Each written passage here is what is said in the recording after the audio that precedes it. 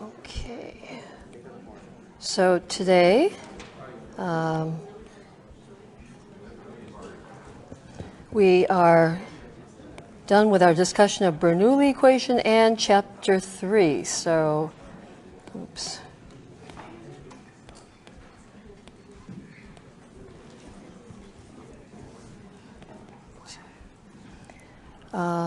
Today, it's the 1st of February. Okay, so today, let's see, I think so chapter 4 is, sort of continued discussion of basic concepts, and in particular, ideas involving description of fluid motion without considering the dynamics, and in general, fluid kinematics. So chapter 4, and this is really some basic ideas needed for when we really carry out the formal flow analysis, both control volume or integral analysis in chapter 5 and differential analysis in chapter 6. So very important to understand these basic ideas. Okay, so let's, let me,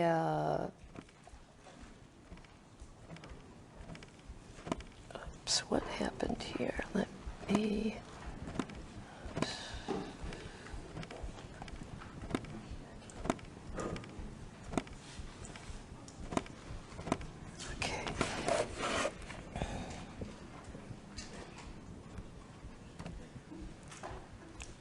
Okay, so description of fluid motion. And just some very basic ideas. So, of course, if we're going to describe flow, we do so using the velocity. And so in Cartesian coordinates, for example,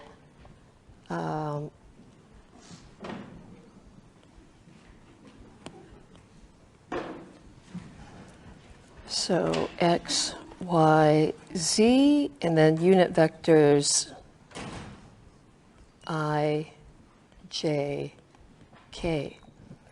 So in general, our velocity in our flow is going to be a function of space and time, and it's a vector. So the velocity vector in Cartesian coordinates by function of x, y, z, t. So at any point in space, that coordinate, that location is x, y, z, and the velocity has a particular value and direction, okay? And in another instant in time, it may change. So in general, it may be an unsteady flow, okay? And in general, a three-dimensional flow dependent on all three coordinate directions. And so as I indicated previously as well, so there's going to be the x component of velocity, little u, which is going to be a function x, y, z, t, plus the y component, little y, x, y, z, t, j, plus the z component, little w, x, y, z, t, k. And in general, so if we can assume steady flow, then it will only be a function of the spatial coordinates. And if, in general, it's going to be fully three-dimensional, so a function of all three coordinate directions. But we can also simplify, and it may be 2D, so perhaps only a function of x, y in a plane. And then 1D, so we've so far considered one-dimensional flows in particular, and in that case, just a function of one spatial coordinate, for example, v of y. And in general, we may have all three components, okay? It may be a planar flow so that we only have the two components in the plane, so a two-component, or it may be a one-component or unidirectional flow. So as an example, we considered flow between two flat plates, bottom plate stationary, the top plate moving, and it was a viscous flow. And so,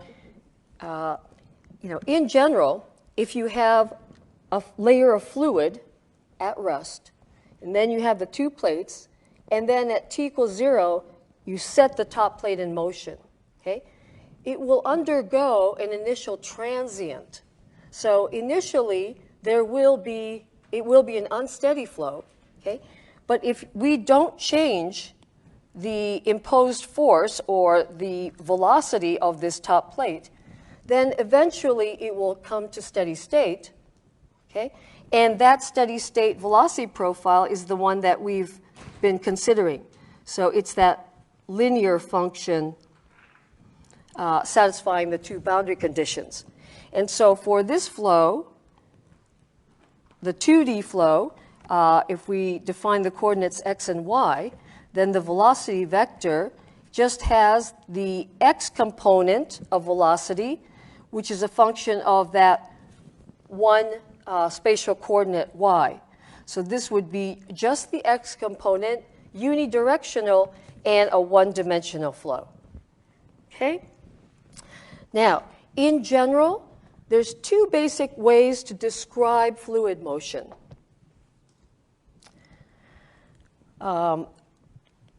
There is the Lagrangian perspective. And so Lagrangian, we're basically following fluid particle as it flows, as it moves in the flow field. So follow fluid particle as it moves. Now, let me discuss the idea of fluid particle. So far I've been kind of throwing out, okay, let's consider a fluid particle or this fluid element or infinitesimal fluid element. So in general, we may use these descriptors. First of all, a fluid particle is a fixed quantity of mass. That might ring a bell for you if you've had thermodynamics. It's a system, okay? But it's this, in a flow field where the fluid is moving, okay? Let's designate this time as t equals 0, and we're going to identify this particle right here as the fluid particle that we're going to track, okay? And then, because the fluid is moving, okay, it's going to move around in the flow, okay? And so if we describe the overall flow by tracking all the fluid particles moving in the flow, it's Lagrangian. This fixed quantity of mass, it could be some small or incremental quantity of mass, okay? Small, very small, but large enough so that we could experimentally, we could color it with dye, for example. Okay? So let's say we're going to color it red, and then we'll just watch that red particle flowing around, moving around in the flow. But mathematically, as you'll see when we do analyses, in the limit, it may be a point.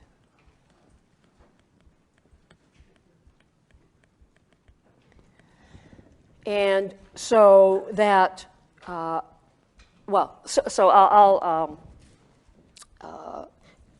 in general, we have already defined properties at a point. Okay? So, for example, we've defined pressure at a point, density at a point, velocity will be defined at a point. Okay? And we're assuming that the fluid is a continuum. And we take derivatives, spatial derivatives of velocity, for example, we've already done that. That is related to the shear. So ultimately, we can consider these fluid particles in the limit being a point, okay? And at that point, that particular fluid particle has that pressure, density, velocity at that point in space, in our flow field, okay? Okay, now the velocity, so in general, we can consider, now back to 3D space, so we can identify a particular fluid particle at a particular time by choosing one, and the location we could refer to as x naught, y naught, z naught, okay? And then that identifies that particular fluid particle. In general, the velocity of the fluid particle is a function of time. So in general, would have three components. So if at this time, the velocity, its velocity is oriented in that way, and in general, in Cartesian coordinates, it would have the three components u, v, and w. Now, as it moves, the particle position is going to change. Its coordinate is going to change. And so the position vector, r, is given by xi plus yj plus zk. And once we've identified a particular particle, so we maybe, it's that red guy, right? Maybe we'll call him particle A. So then that particular particle, particle A, would have the position vector xa, ya. This is just to emphasize that we're following specific particles, okay, and not to get confused with x, y, z position in space. Although, I mean, that's what it is. So then the velocity of, in general, of the particle is given as dra dt, the time rate of change of its position. And then we can see that u, the x component, is going to be dx dt. The y component is dv dt. And the z component, oops, what did I do? Dz dt. Okay? And then, yeah, okay. Then the acceleration of the particle then is just dv, the time rate of change of the velocity. All right. In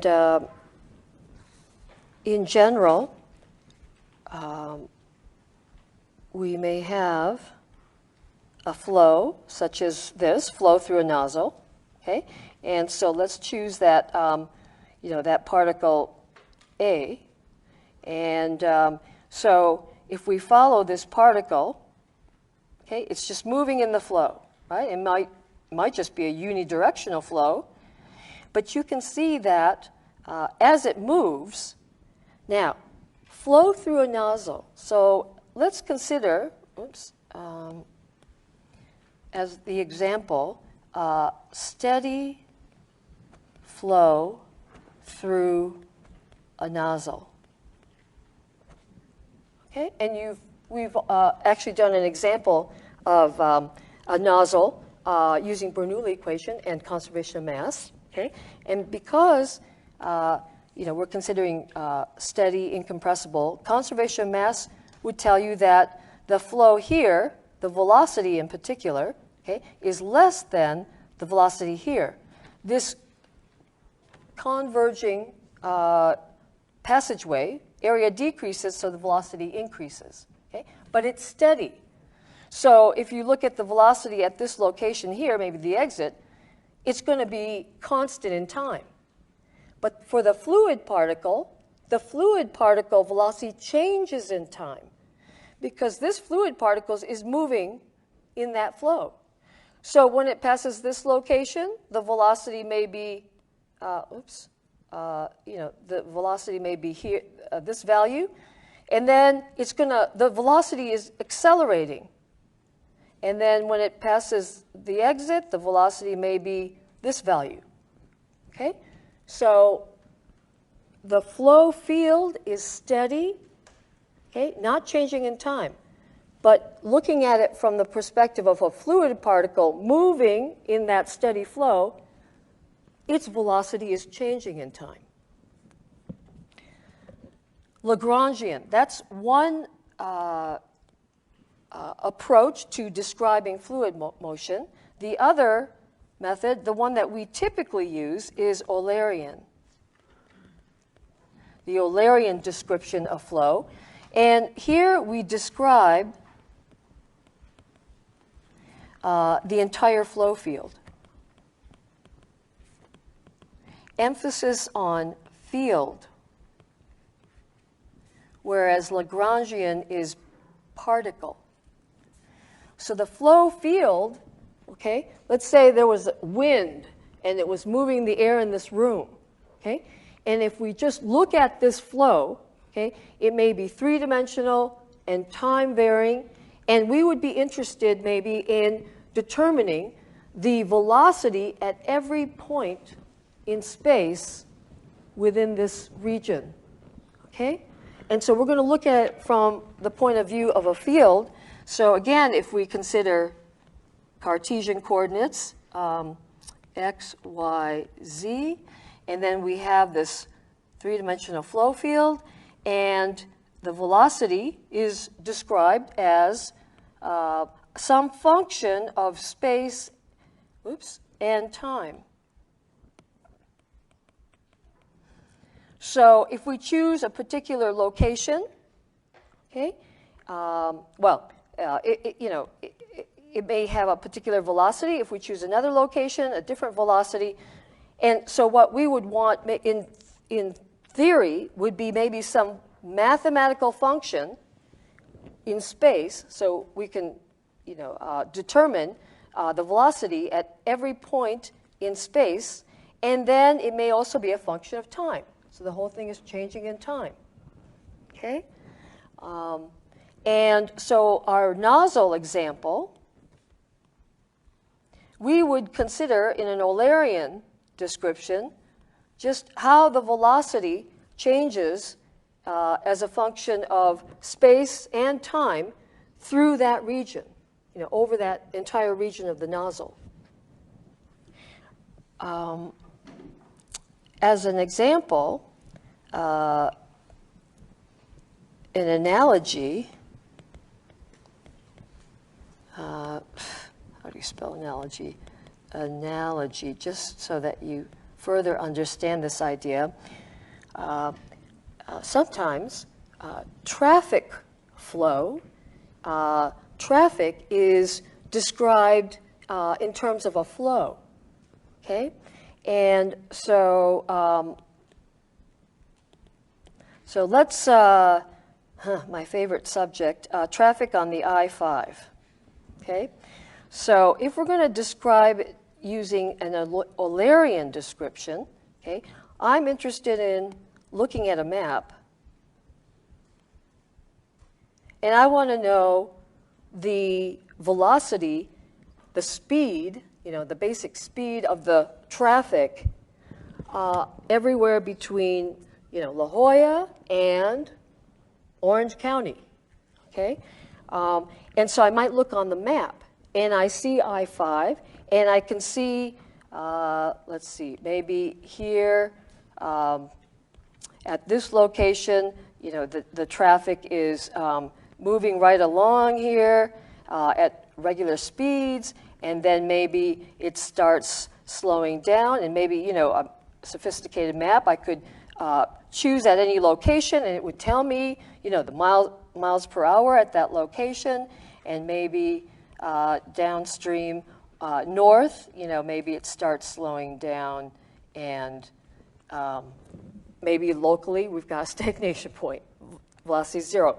But then I could look at that whole region and see the flow, okay? But the flow, imagine the flow, and it is made up of cars moving, right? And so for the Lagrangian point of view, I'm just in my car, and I know what the speed of my car is, okay? So as I'm moving along the traffic, okay, I will know my position and my velocity, okay? Now, in general, the flow is unsteady, right? So at 4:30, the flow field may look like this, oops, but at 5 o'clock, it may completely have changed, right? And so I can see on the map those changes in space and time. Lagrangian, okay, I'm in my car, and I'm, you know, wherever I am, then, you know, I'll have a certain speed, okay, but it will change in time because I am changing my location. And in addition, the flow, the whole flow field is changing in time. Does that make sense? All right, back to, okay. Now, there's various ways that we can describe or measure or visualize flows. And so I've been drawing these lines, and we already discussed streamlines. So there are other ways that one can visualize flows. And I maybe Friday, show another, just a little bit of a portion of a film to so that you can visualize these. So flow representation or visualization methods. So we already talked about streamlines. And the streamline is a line everywhere tangent to the velocity vector, local velocity vector,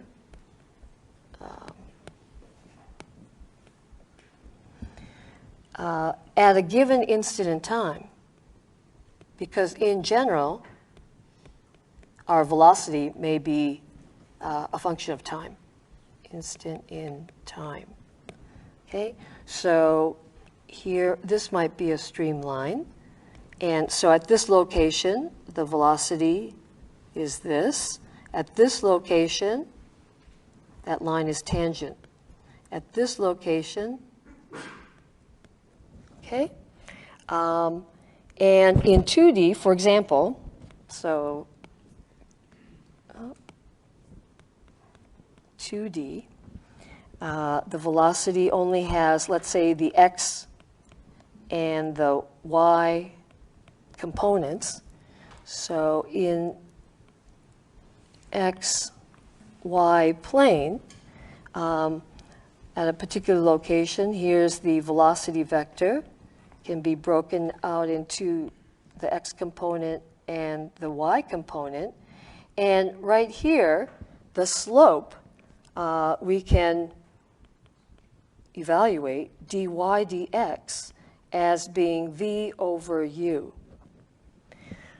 And so mathematically, suppose you have an analytical function to describe u and v as a function of x, y, and in general time.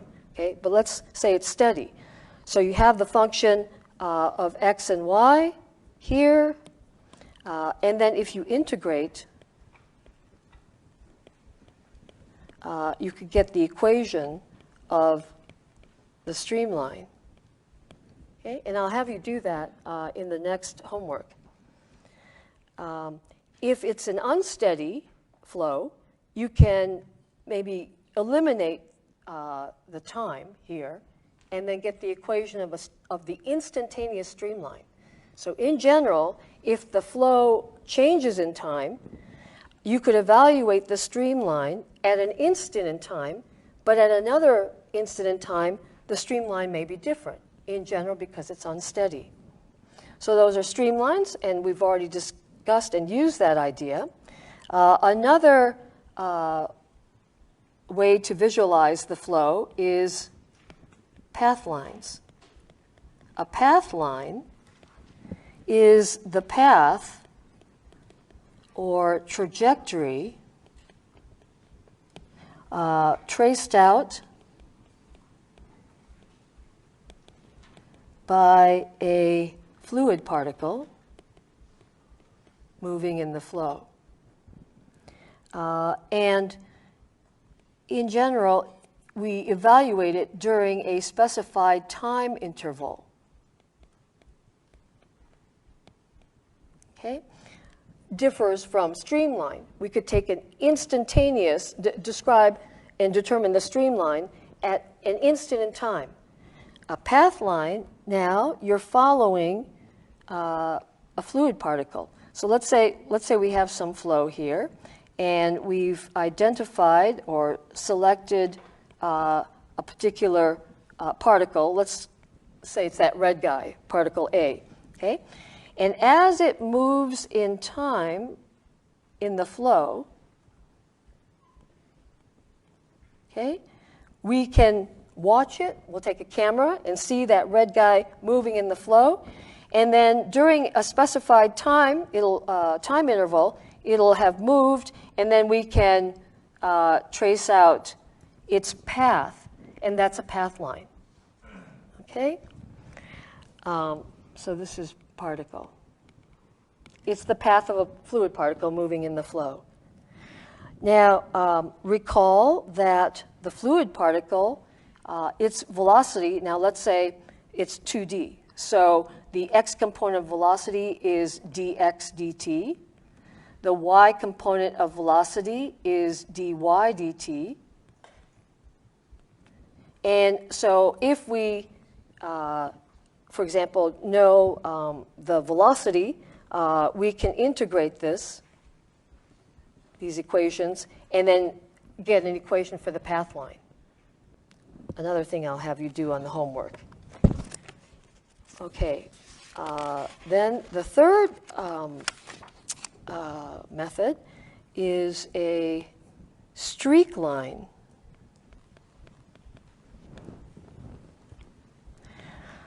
A streak line is the locus of particles which have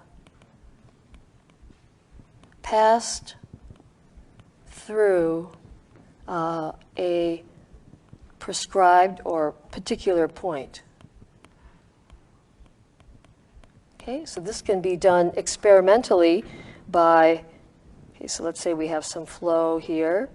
And so maybe we inject dye at a particular point.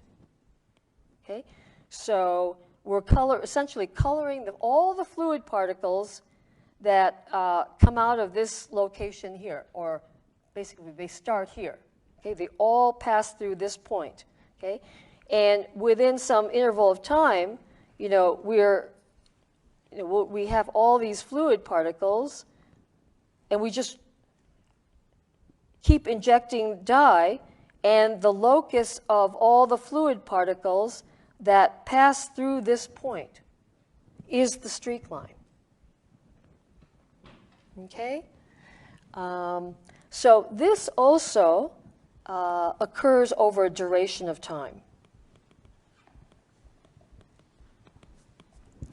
Finally, there's something referred to as a timeline.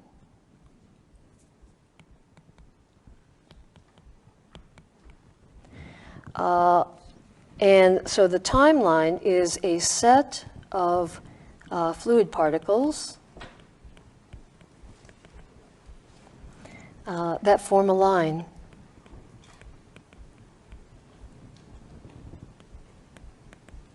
At a given instant in time.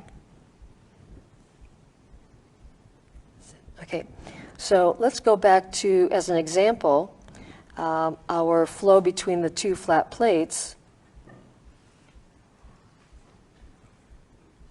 bottom stationary and the top moving,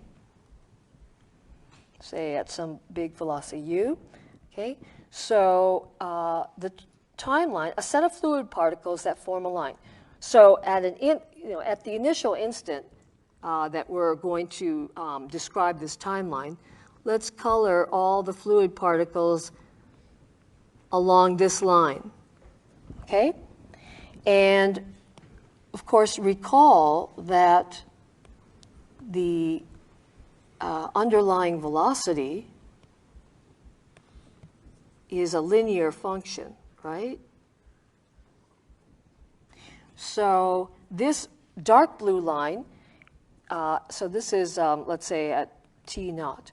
Then next instant of time, the timeline may look like this, because each successive particle is moving faster as you go up, right?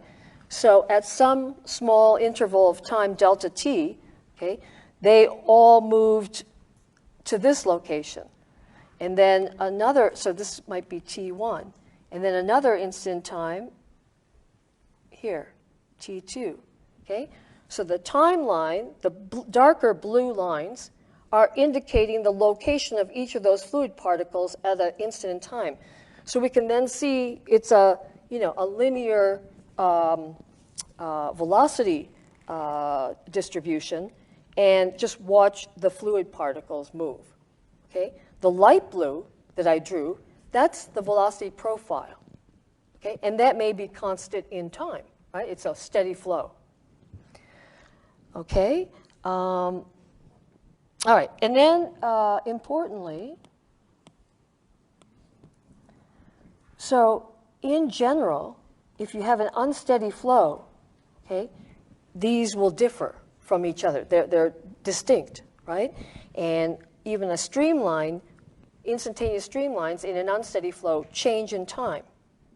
And if the flow is changing in time, well, then the path line is going to be maybe very complicated, as will be the streak line. Okay, so they will change depending on what duration that you're looking at. But if you have steady flow, in steady flow, the streamline and the path line and the streak line will all be the same, will all coincide. Okay, so in a steady flow, there's your instantaneous streamline. And then look at particle A, sorry.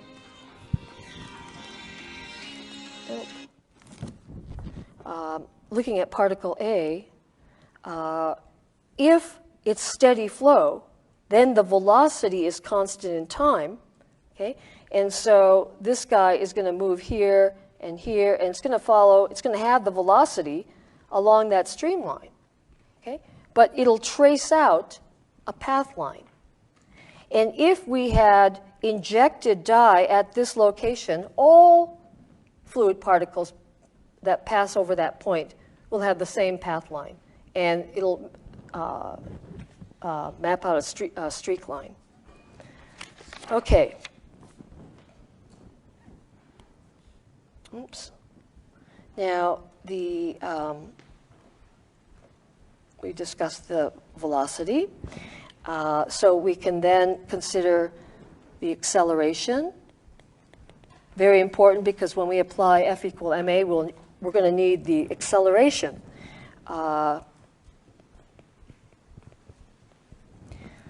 Okay, so if we have Lagrangian, so we have the velocity in general is going to be a function of the coordinate. So it's position vector and time. And we said that the velocity is the rate of change of its position, dr dt. So in general, and the position and the velocities, so each of the velocity components can be obtained by this derivative, and it will be, so u is going to be dx dt I plus dy dt j plus dw dt k.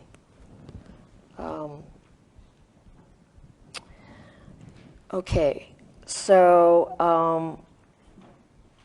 now in general, then the acceleration in Lagrangian is going to be simply dv dt, the time rate of change of the velocity. Okay, so this fluid particle is going to be moving in space, and its velocity may change depending on the location that it's at, and also it's going to be a function of time, okay, as time passes by. But we can evaluate the acceleration in this way. But in general, the velocity, so Eulerian, the velocity is some function of space and time. Actually, let me first, let me just, maybe I better follow the notes. Okay, so if we're going to evaluate this derivative, in general, the velocity is a function of space and time. So when we actually evaluate this derivative, we can write that we take the velocity, the derivative with respect to time, okay, so we take a partial derivative, and then the derivative, we consider the dependence of velocity on the location. So we use chain rule, and we can write partial v partial x, and then dx dt, because for the fluid particle, the location is changing. And as it changes the location, its velocity may change. So then partial v partial y dy dt plus partial v partial z dz dt.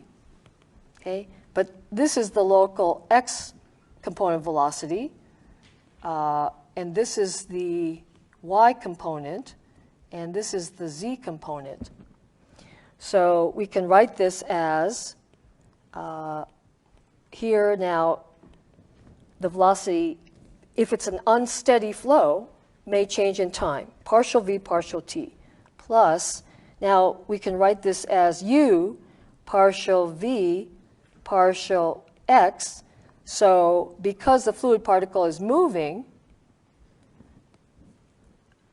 maybe in the x direction, its velocity will change. If the particle is moving in the y direction, its velocity may change. And z, partial v partial z. Okay? And then, so now, in general, the acceleration for 3D has three components. So there's the component in the x direction, the component in the y direction, and the component in the z direction. So if you evaluate, say, just the x component, then you would take the x component of this equation. So there would be partial u. So how the x velocity changes in time, and how the x velocity may change in space, in the x direction, in the y direction. So note that the x component, I'm just looking at the x component of every term that is a vector. So here, here, here, here, all of these for the x component is going to be the x velocity. So where am I? W, d, u, d, z. Okay? So the acceleration in the x direction, so if the x component of velocity changes in time, or it changes in the 3 coordinate directions, then we have to account for those changes in the velocity. And then the full acceleration in the x direction. And then you can write this also in the y and z directions as well, right? To get the full acceleration vector. Okay, now,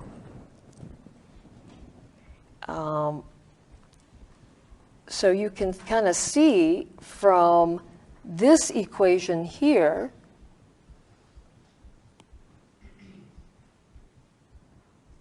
okay, that we can, and knowing that the acceleration for a fluid particle is this, okay, we can write this as d, so the acceleration is dv dt, which can be evaluated as partial v partial t plus u partial v partial x plus v partial y plus w partial v partial z.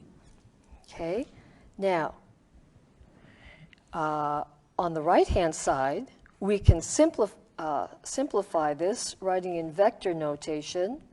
So these 3 terms can be more simply expressed as v dot grad v. And it's v dot grad operating on v. So if you work out this term, then you would get this. Okay? That is, this guy is u partial partial x plus v partial partial y plus w partial partial z. So I just wrote v dot del, and that's an operator operating on v. Okay, so each of these terms then, so there you see we get back what we had in that original line. Okay, and then the left-hand side, I just wrote sort of the total derivative, dv dt. But it is the acceleration of a fluid particle. Okay, that's how what we were originally considering, a particle. Okay, a particle, fluid particle, is a piece of mass. Okay, it's a specific quantity of mass, even down to a point, the mass per volume. So we're following this piece of mass around and its acceleration. So this is has a special symbol. We use capital D, capital DT. And this is referred to as a material derivative because we're following derivative, some specific material, fluid, around. And its acceleration is the time rate of change of the velocity. Okay? But its velocity will change because, in general, the flow may be unsteady. So this term accounts for that. And because the fluid particle is moving and changing its location, in general, the velocity may be varying in space. So that's what this term is accounting for. Okay? And together, they will determine the acceleration of a fluid particle. Sorry, there was a question? You answered it. It's okay? Yeah. Okay. All right? Yes? I was wondering how that equal sign holds up, considering there's a dv dt on both sides in vector form, and one side has an additional handful of other components, and I was wondering how that would work. If You mean this line right here? In fact, this material derivative, also sometimes referred to as substantial derivative, is an operator. So big D by dt is equal to partial t plus v dot del. Okay? And we can apply this operator to not only velocity, but we could apply it to temperature. If we are interested in the temperature of the fluid particle as it's moving around in a temperature field, okay, a flow field that is varying in temperature, we can describe the change of the temperature of the fluid particle using this. So this material derivative is actually, in general, an operator that can be used for various flow fluid properties. Okay, we'll see you Friday.